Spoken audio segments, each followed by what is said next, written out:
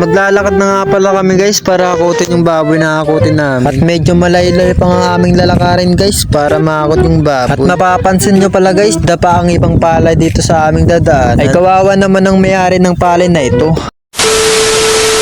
At for today's video mga ka-idolo, ngayong araw nga pala guys at kami maglalakbay papuntang Kalindaan. At habang nagabiyahe nga pala kami guys, mapapansin namin ang mga palay na dumapa dito sa Mangipi. Pero kahit ganito ang nangyari sa inyong mga palay guys, wag pa rin kayong susuko. Ay bawat laban talaga natin sa buhay guys, hindi talaga mawawala ang talo at panalo. Kaya kahit anong hirap ng buhay, kailangan talaga natin bumangon at lumaban para sa ating pamilya.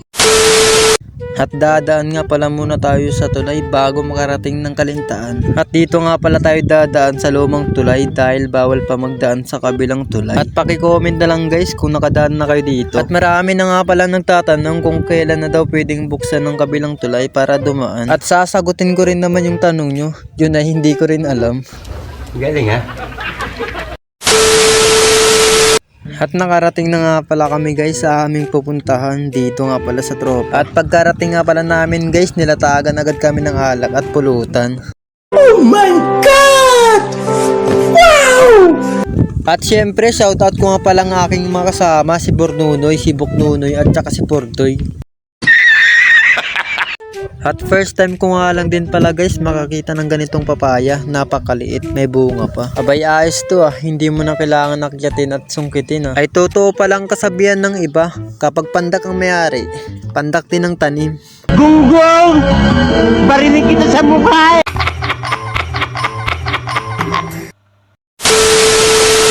At maglalakad na nga pala kami guys para akutin yung baboy na akutin namin. At medyo malaylay pa nga aming lalakarin guys para maakot yung baboy. At mapapansin nyo pala guys, dapa ang ibang palay dito sa aming dadaan. Ay kawawa naman ang may-ari ng palay na ito. Halos lahat ng kanyang palay ay dapa. Pero guys, kahit ganito ang nangyari sa inyong palay, wag pa rin kayo susuko.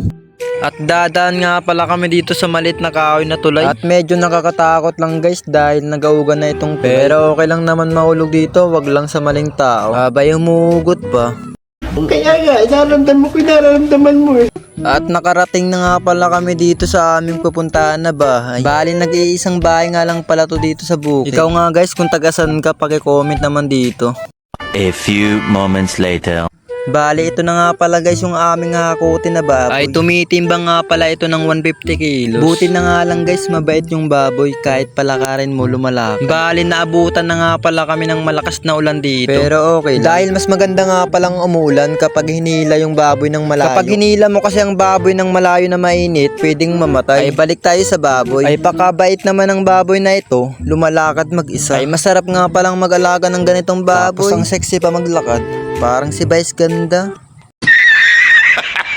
Bago nga pala matapos ang video ito, salamat nga pala sa mga nanonood ng video ko at sa mga followers ko.